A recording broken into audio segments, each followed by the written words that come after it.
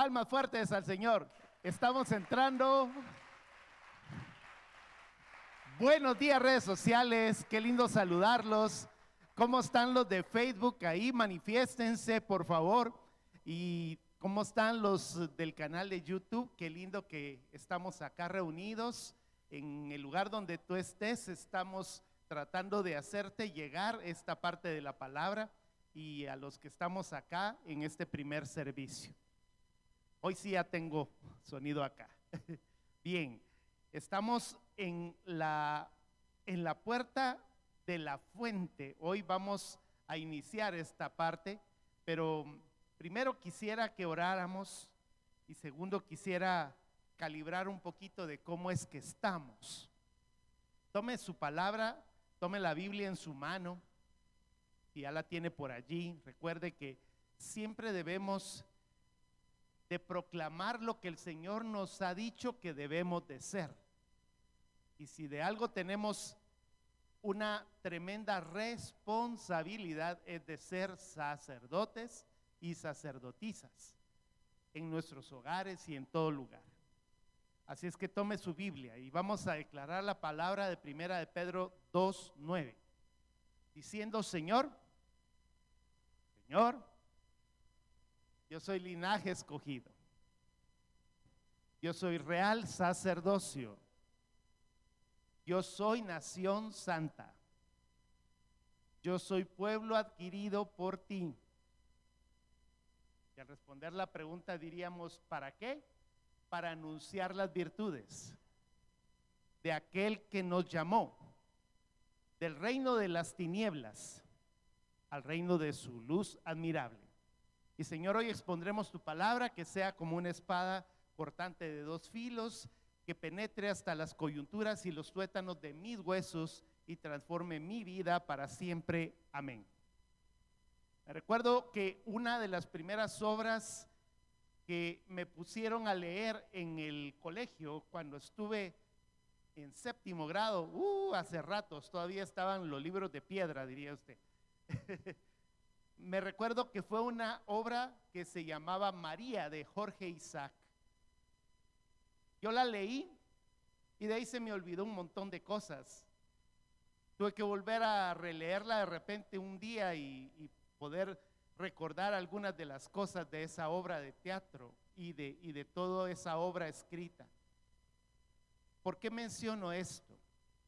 Porque sabes que a veces nosotros tomamos la Biblia o a veces tomamos la enseñanza que nos dan, por ejemplo, en el caso del libro de Las puertas de mi vida, y el libro lo leemos, pero no pasa por nosotros el libro. Y este es algo que yo quisiera hoy, que a oídos de tanto redes sociales como de ustedes pudiéramos realmente recapacitar, porque no se trata precisamente de algo que nosotros debamos solamente de recibirlo y olvidarlo, sino que la función de esta parte de la escritura, cuando Nehemías salió y fue a restaurar la tierra de Jerusalén y fue a reorganizar nuevamente, reconstruyó la muralla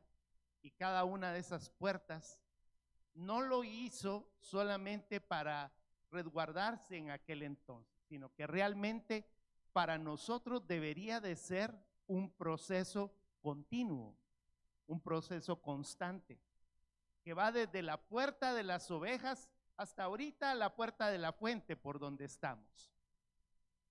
Y si somos humildes, deberíamos de comprender que a la mayoría de nosotros nos va a tocar regresar a algunas de estas puertas, que si no lo hemos hecho es que probablemente en este instante la enseñanza que hemos estado recibiendo solo está siendo oída, no está siendo escuchada. Deberíamos realmente de entender que cada uno de esos puntos, cada una de esas enseñanzas tiene que ver con la restauración de nuestra vida. Si somos humildes podríamos decir: sí, mi mi ciudad, mi vida, mi casa, mi familia, era un desastre sin Cristo.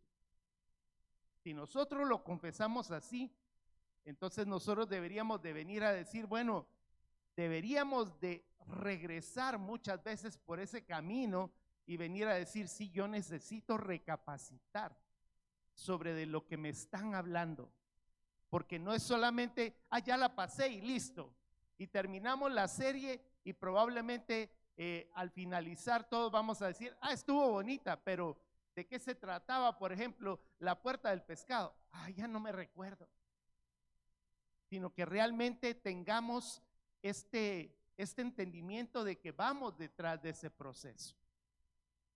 Después de esta parte, solo quisiera que pudiéramos leer la palabra en segunda de Corintios, capítulo 3, versos del 2 al 4. Nos dice estas palabras: ustedes mismos son nuestra carta escrita en nuestro corazón, conocida y leída por todos. Es evidente que ustedes son una carta de Cristo expedida por nosotros, escrita no con tinta, sino con el Espíritu del Dios viviente, no en tablas de piedra, sino en tablas de carne en los corazones. El ánimo de leerles esta parte de la Escritura es que podamos comprender de que al salir de acá cada domingo, al estar en nuestra casa con nuestra familia, podamos realmente entender de que las demás personas que están alrededor de nosotros nos están leyendo, y que cuando nos leen, espero yo en el Señor que cuando lean cada una de esas palabras no vean palabrotas, sino palabra que venga directamente de la boca del Señor en nuestra vida. Y esto tiene mucho que ver con el tema de hoy, que es la puerta de la fuente, que es importante que recordemos que la puerta de la fuente se abrió en el momento en el que ordenamos la casa, abriendo la puerta de la basura. Es decir, que si nosotros no agarramos y ponemos la basura en su lugar, entonces de automático nosotros vamos a tener muchos problemas, porque aquí vamos entonces al pasaje que tiene mucho que ver con lo que estamos hablando. Y es que quiero leerle un poquito de la historia. La historia de la puerta de la fuente es muy interesante. Quiero que vayas un momentito a Segundo Libro de Reyes, para que veas que no es algo inventado, ¿verdad? Segundo Libro de Reyes, capítulo 20, versos 20 y 21, nos dice: los demás acontecimientos del reinado de Ezequías y todo su poderío, y cómo construyó el estanque y el acueducto que llevaba agua a la ciudad, están escritos en el libro de las crónicas de los reyes de Judá. Ezequías murió y su hijo Manasés lo sucedió en el trono. Entonces vayamos a Segundo Libro de Crónicas para que estemos en todo el contexto.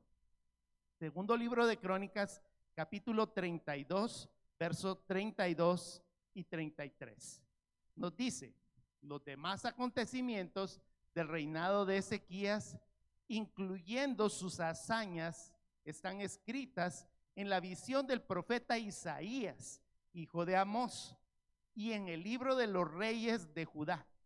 Ezequías murió y fue sepultado con sus antepasados en la parte superior del panteón de los descendientes de David. Ya todo lo demás usted puede seguirlo leyendo. Quiero contarle esta parte de la historia. Ezequías fue un rey que pasó por una circunstancia muy difícil en Jerusalén. En el momento en el que él comenzó su reinado, en medio de su reinado, él pasó por una situación de un asedio de el rey Sennacherib. usted entenderá que estaba Babilonia, después estaba Asiria, los sirios, los medopersas, los persas y todo lo demás que capturaron a la ciudad de Jerusalén. Y un asedio representaba algo muy fuerte. En aquellos tiempos era el momento en el que a esa ciudad la amurallaban de puros soldados, de puros arqueros, de gente con antorchas, y durante todos los días, día y noche, se mantenían acorralándolos. Eso era un asedio. Y el asedio era porque ellos no podían ni salir, ni permitían que hubieran cosas que entraran a la ciudad. Usted puede imaginarse una ciudad amurallada y que no se entrara ni se saliera nada. Al poco tiempo se quedaban sin agua, se quedaban sin comida, se quedaban sin ninguno de los elementos que en este momento nosotros diríamos: ¿y cómo le hacían para comer? ¿Y cómo le hacían para bañarse? ¿Y cómo le hacían para bañarse el jabón, por ejemplo? Todas esas cosas que a nosotros en este momento nos podríamos decir, cuando por ejemplo se cerró lo del canal de Panamá, ese problema que hubo y que comenzaron a volverse las cosas tan caras. Así estaban ellos. Pero Ezequías hizo algo muy interesante antes de que ocurriera este asedio. Por alguna razón el Señor le dio a él una iluminación de que agarrara y construyera un túnel de 530 metros de longitud y 50 metros de profundidad. Y por allí él lograra canalizar el agua para la ciudad de Jerusalén. Eso permitió que durante todo el asedio que el rey Sennacherib hizo con la ciudad de Jerusalén, hasta que en el momento en el que fueron liberados, ocurrió que ellos siempre tuvieron agua fresca.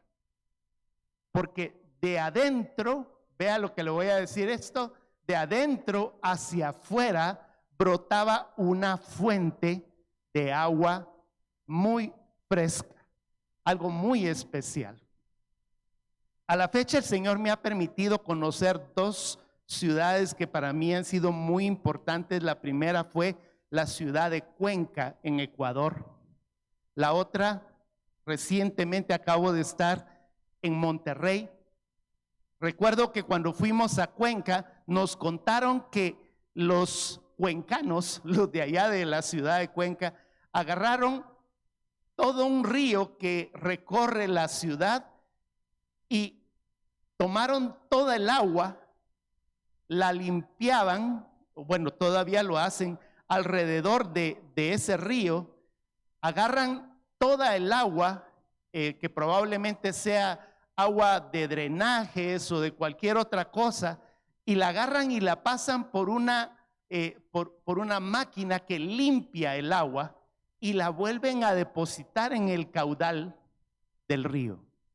Entonces, cuando tú pasas por la ciudad alrededor, siempre vas a encontrar un río de agua muy fresca, agua que en algún momento dado hasta se puede beber.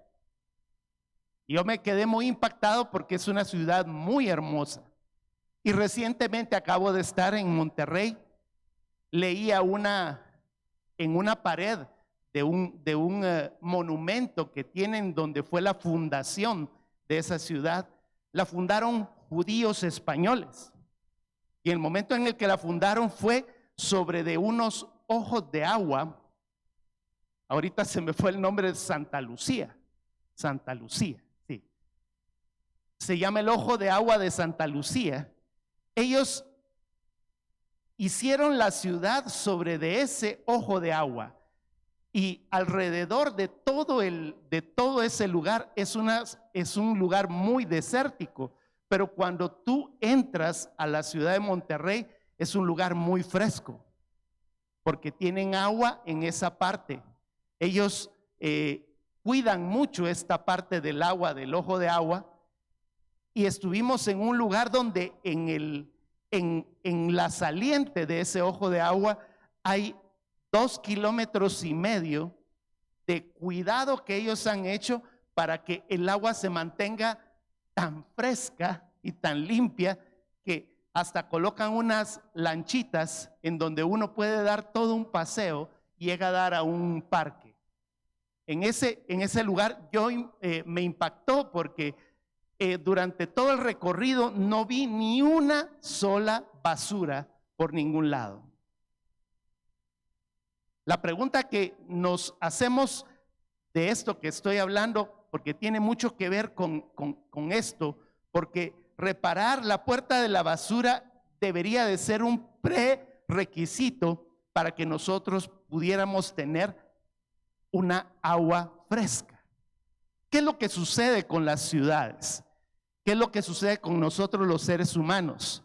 Andamos botando basura por todos lados, en lugar de tener los lugares adecuados para botar la basura. Eso era lo que estábamos hablando la semana pasada. Y qué tremendo es cuando de repente entra el tiempo de invierno y en lugar de que el agua que está cayendo sea una fuente de bendición, se convierte en un grave problema, porque hay inundaciones. Se pueden ver una gran cantidad de basura por todos lados. Y una de las cosas que a uno le preocupan más en esta parte ecológica, que tendría que ver mucho con nuestro cuidado de las ciudades, es que los ríos y las vertientes se convierten en ríos, pero de basura.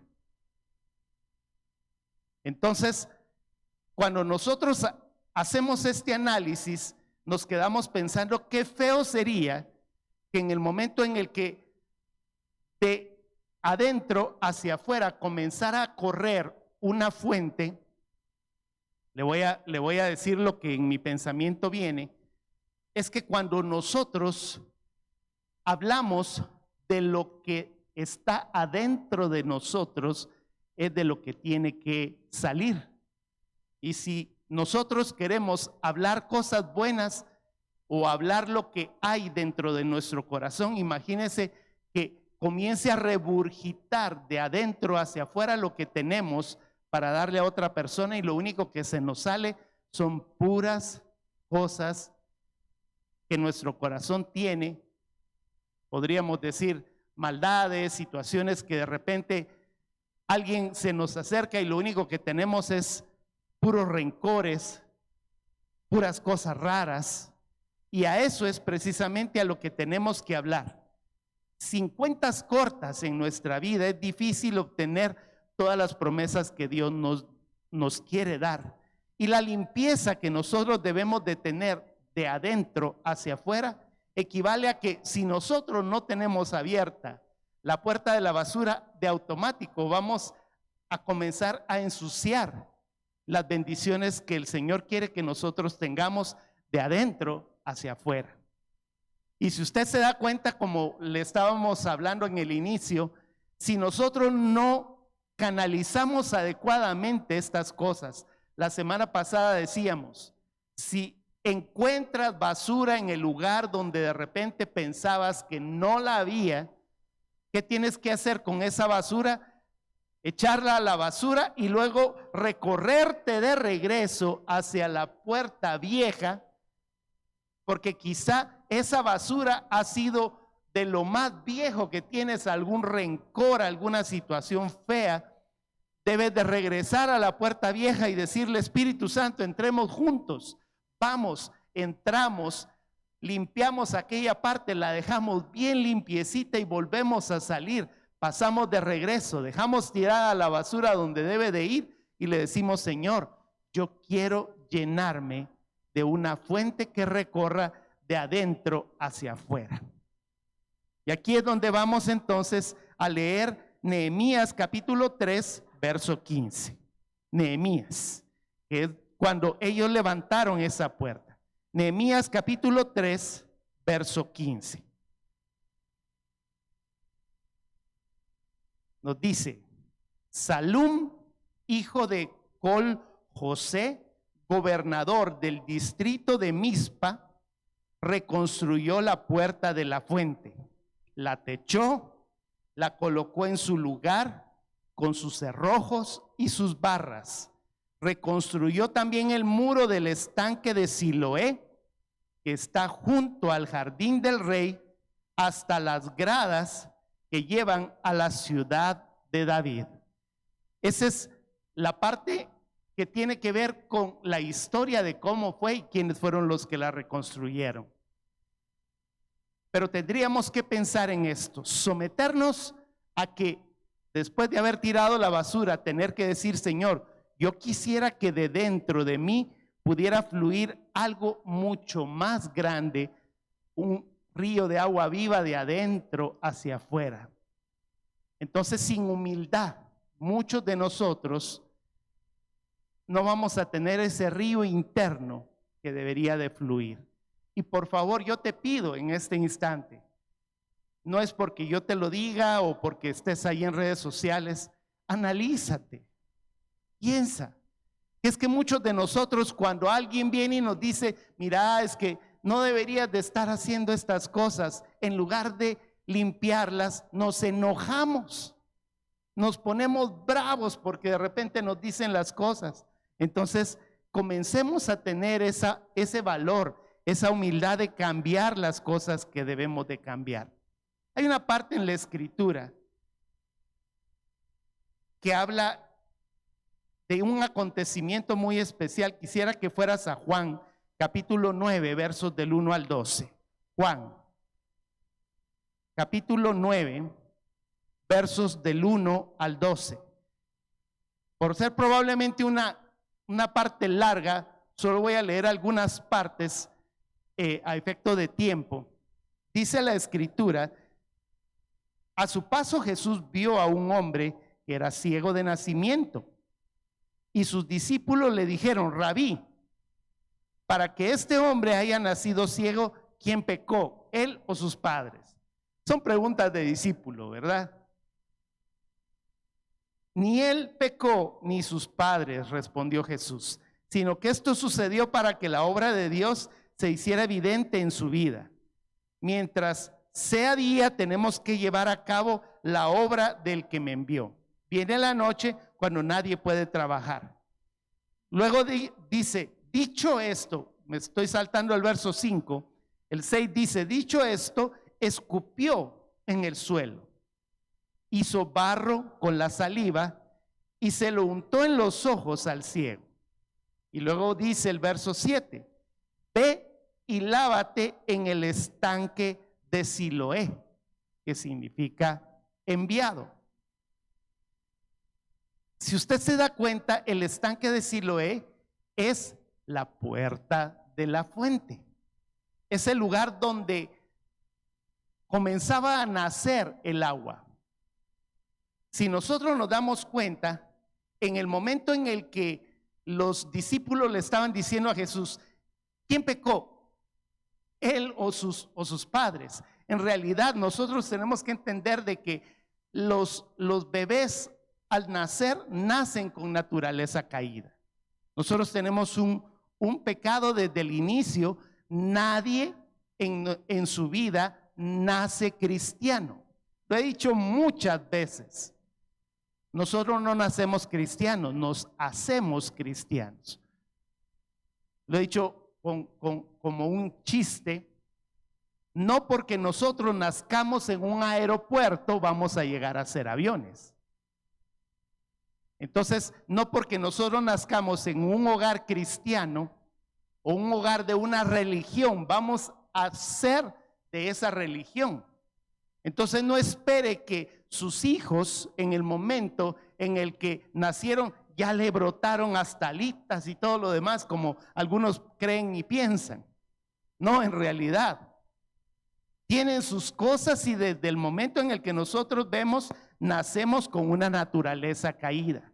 Romanos capítulo, solo para que lo tengamos bien claro, Romanos capítulo 3, versos 10 y 11 nos dice: está escrito, no hay un solo justo, no hay ni siquiera uno, no hay nadie que entienda, nadie que busque a Dios. Entonces uno los ve y dice: ay, ternurita, naturaleza caída.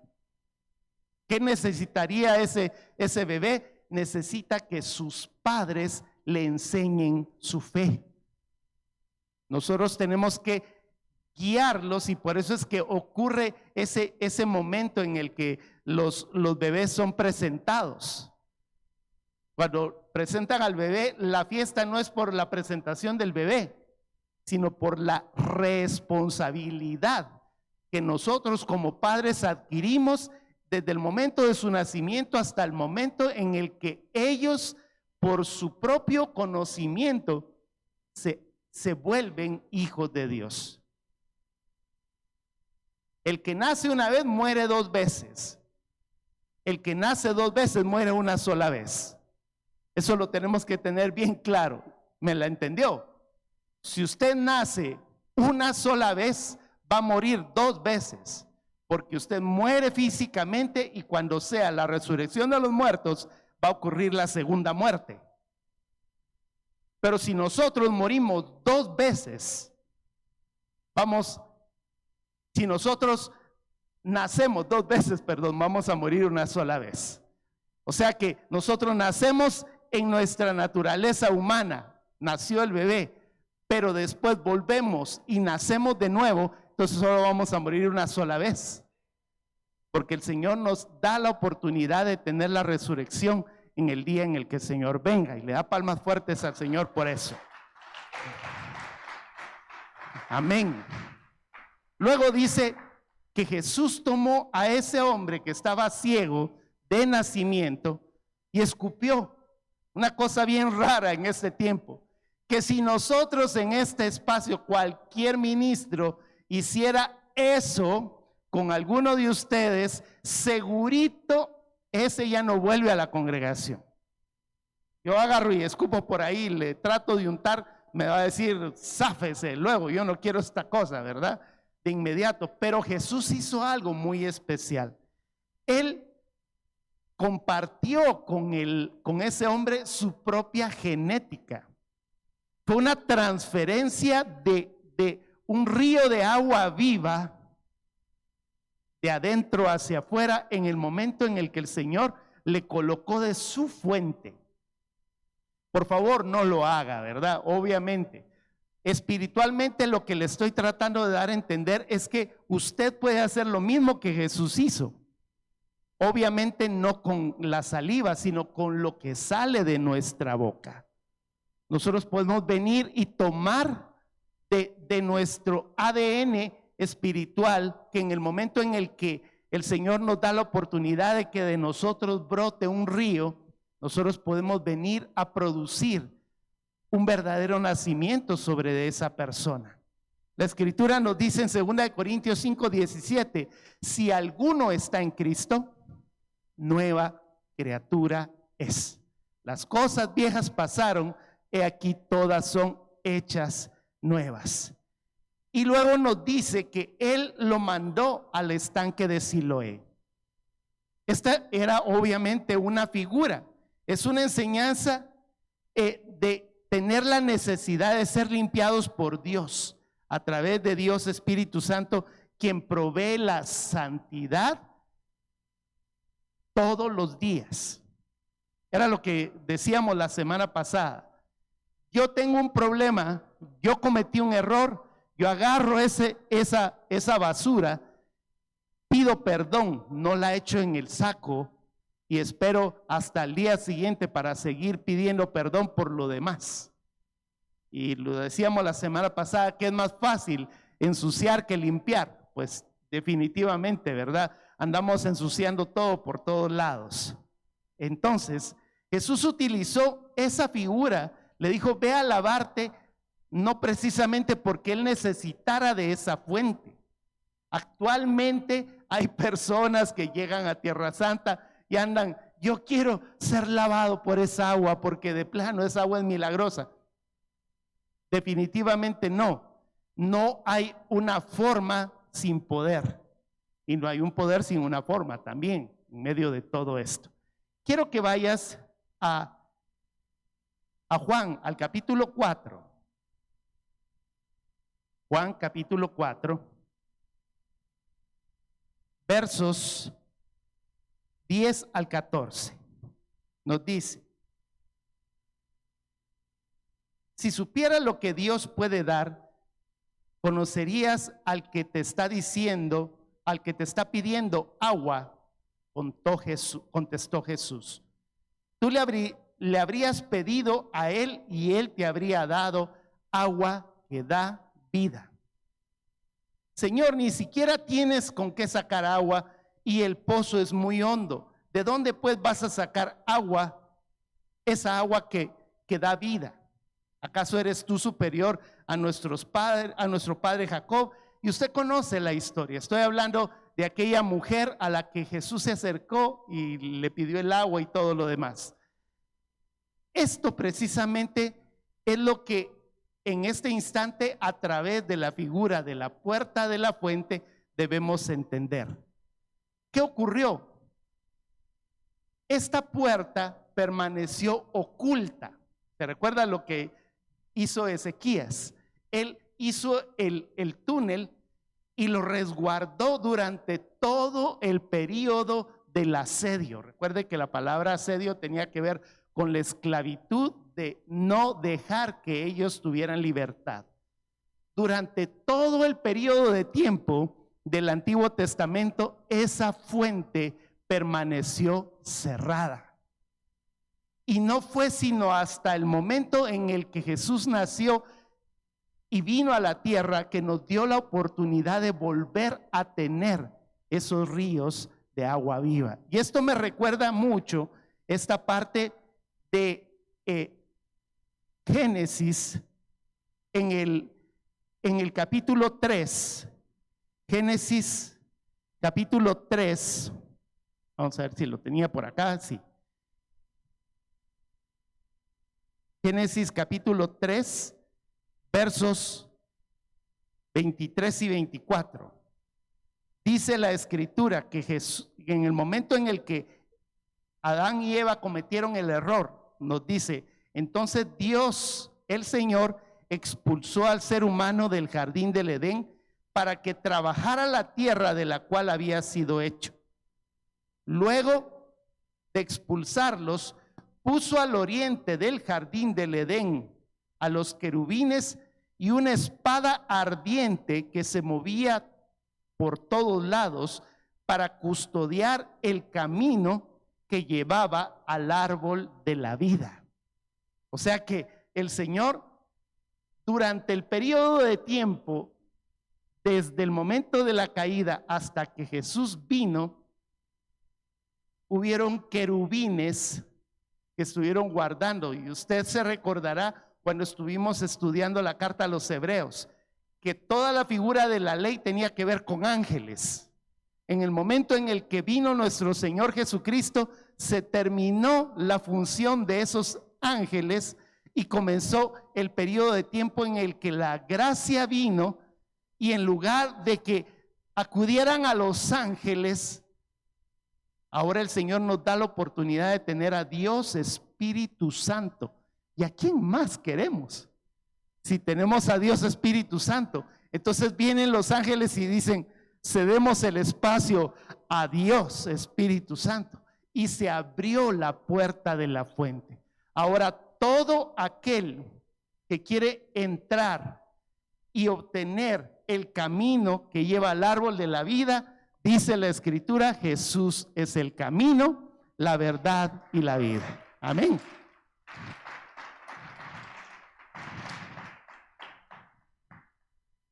Luego, quiero que analicemos un poquito, ya en estos últimos minutos que nos quedan, ¿quiénes reconstruyeron la puerta? En el momento en el que nosotros analizamos, usted recuerda que siempre le digo estas cosas. Allí dice que hubieron personas con nombres y esos nombres tienen un significado. El primer significado o la primera persona que reconstruyó esta puerta se llamaba Salum. Y Salum significa retribución o recompensa. Entonces, cuando nosotros vemos que la recompensa, porque él se llamaba Salum, que significa recompensa, nuestra recompensa, si nosotros decidimos abrir esa puerta de la fuente, después de haber reconstruido la puerta de la basura, es que sin basura la retribución es que va a comenzar a fluir el agua. O sea que la persona que toma la decisión, por eso es que le decía desde el inicio, estos no son prédicas cualquiera, no es porque yo se las esté predicando o porque esté escrito el libro, sino porque está escrito en la palabra de Dios. Entonces, en el momento en el que nosotros tomamos la decisión y decimos, no, sí, yo realmente, si yo quiero tener el reino de los cielos aquí en la tierra, sino para qué oramos, sino para qué nos llamamos cristianos. Si es solamente para ser salvos, recuerde que usted está solamente viendo un pequeño pedacito del reino. Nosotros tenemos que discipular. Nosotros tendríamos que ir a las naciones a hacer lo adecuado, pero usted dice, es que yo no he estudiado misiones ni nada de eso. Su grande misión comienza en casa.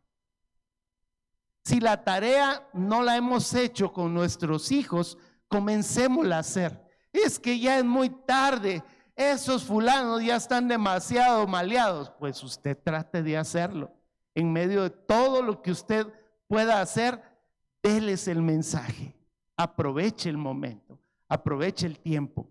Entonces, si usted toma la decisión de limpiar la basura, él promete darle una recompensa, que de adentro hacia afuera va a fluir agua. Luego nos dice, la segunda persona que reconstruyó se llamaba Col José. Y esta palabra es bien interesante porque significa vidente o profeta.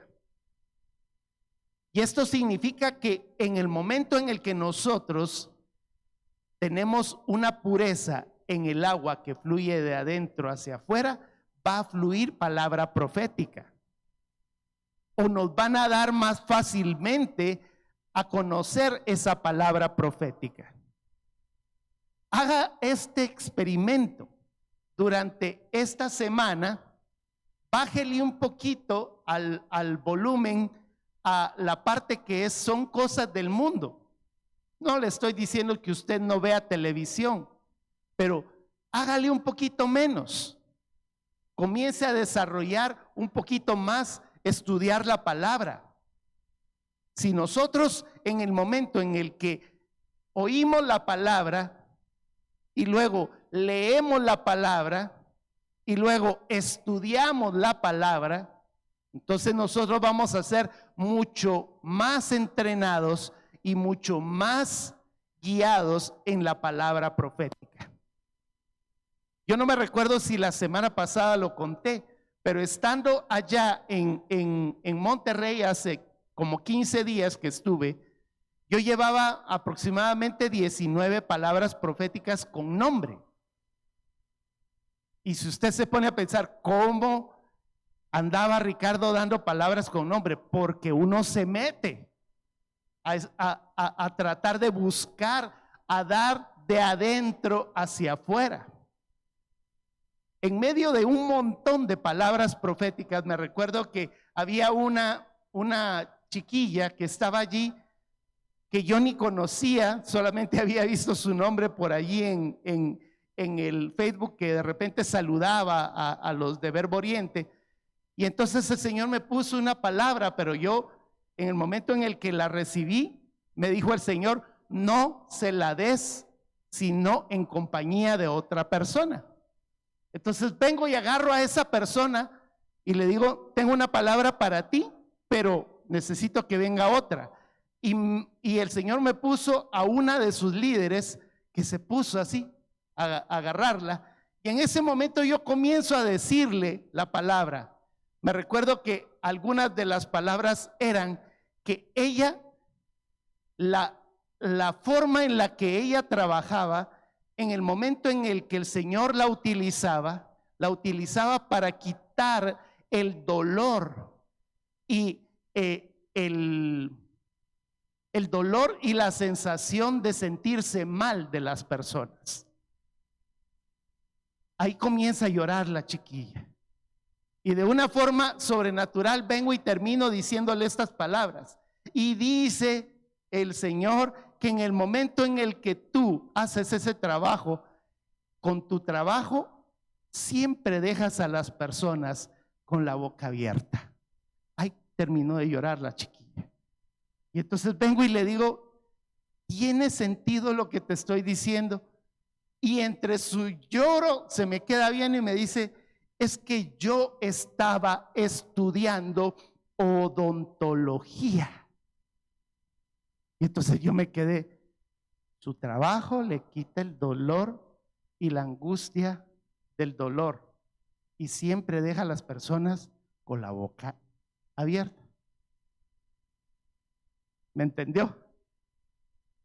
Y entonces viene y me dice, es que yo estaba estudiando odontología y dejé de estudiar. Y entonces viene la líder y le dice, viste, desde la semana pasada yo te he estado insistiendo que regreses a la facultad de odontología porque el Señor cómo te utiliza. Y entonces yo me quedé pensando, wow, qué tremendo lo que el Señor hace. Pero si yo hubiera estado viendo allí cualquier serie de televisión y solo eso, ¿qué le voy a dar? Y más que de repente estábamos juntos con Oscar en ese momento una chiquilla se nos acerca junto con su mamá y dice, mire, yo sé que yo no estoy metida en esa lista porque no me mencionó, pero ¿será que hay una palabra profética para mí? Entonces uno se queda pensando, no, de plano no tengo. ¿Qué tenemos que hacer? Tenemos que sacar de lo que tenemos de adentro hacia afuera. Imagínense que si yo hubiera agarrado, Señor, ¿qué hay aquí adentro? Y de repente comienzo a sacar y saco una cosa rara ahí, basura. Entonces lo que el Señor nos dice a nosotros es activa. Y entonces comenzamos a darle una palabra y le agarro las manos y le digo, siento en el Señor que tú te vas a convertir en una mujer escudriñadora de la Escritura y lo que yo soy en este momento te lo transmito. Y comienza ella a recibir la palabra porque ella sentía que necesitaba estudiar más de su palabra. Y de repente la mamá estaba poniendo sus manos y hasta la mamá le cayó palabra profética. ¿Qué es lo que tenemos que hacer? Permitir que esta figura de Col José fluya esa palabra profética de adentro hacia afuera. Y lo hemos hablado muchas veces. Nosotros debemos de ser una iglesia profética. Amén. La última, la tercera dice que fue levantada en el distrito de Mizpa. Y Mizpa significa atalaya o cuidador. Y esto es algo bien interesante, porque el Señor lo que quiere es que nosotros en el distrito de Mizpa nosotros seamos cuidadores de la limpieza. Yo sé que muchos de nosotros nos gusta la limpieza externa, así como le gusta la limpieza externa, vuélvase una limpieza interna. Esta semana se le ocurrió a una pequeña cucarachita. Pati se me queda viendo.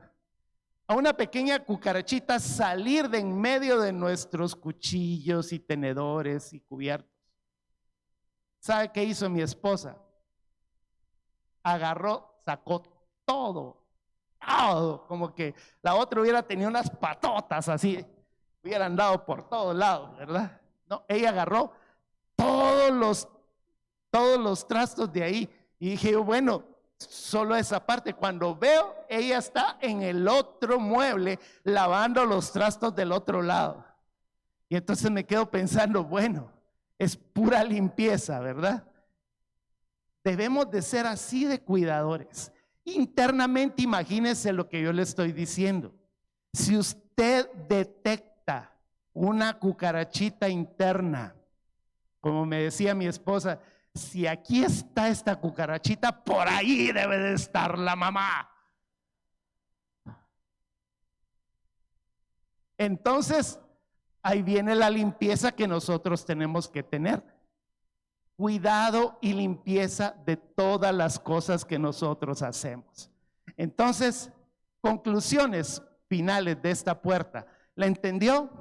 ¿Qué es lo que nosotros necesitamos? Amén. Le da palmas fuertes.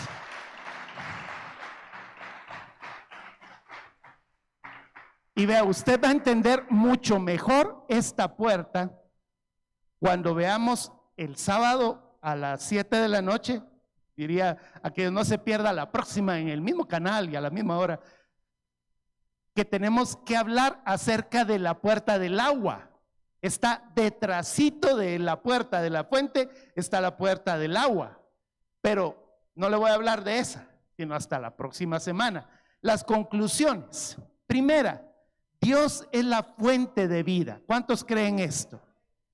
Él quiere que esa agua brote de nosotros para que llevemos limpieza, gozo, libertad y unción a nuestra vida y a la unción de los demás. La segunda es que nuestro hablar lleve siempre palabra de Dios, como cuando Jesús se la dio a la mujer samaritana, cambiándole la vida totalmente. Qué hermoso sería que de repente el Señor nos diera palabras que fluyen para que las demás personas tengan vida. Pero si nosotros en ese momento solo vamos a estar teniendo puras novelas o puras series o puras chismes y todo lo demás, el que tenga oídos que oiga. Y la tercera, nos convertimos en mayordomos de nuestra propia fuente, de tal manera que anhelemos el agua de su presencia y desechemos todo aquello que impide el fluir de su presencia en medio de nuestros corazones. Limpie la puerta de la basura. Si usted encuentra por ahí basura, no le permita que la basura le ensucie su agua. Amén. Cierre sus ojos. Vamos a terminar orando. Padre, somos dadores de vida. Somos ejecutores de tu palabra, pero necesitamos leerla, necesitamos escucharla, necesitamos estudiarla. Señor, si nosotros no dedicamos tiempo a mantener limpia la fuente y llena de agua, nosotros podríamos tener, Señor, una fuente perfectamente limpia, pero si no le echamos agua, Señor, nuestra fuente no va a fluir de dentro hacia afuera. Permítenos, Padre, que podamos anhelar tu palabra, que podamos ser sedientos de tu palabra. Te pedimos, Señor, que cubra nuestra vida a través de la retribución, Señor, como Salum, como Col José, una palabra muy profética, y como el distrito de Mizpa, un cuidado y limpieza de las cosas que nosotros hacemos. Te lo pedimos todo en el nombre de Jesús. Amén. Amén. Redes sociales, gracias por estar con nosotros. Los esperamos la próxima semana. Recuerde que aquí es sábado, la otra semana 7 de la noche. Los esperamos. Gracias.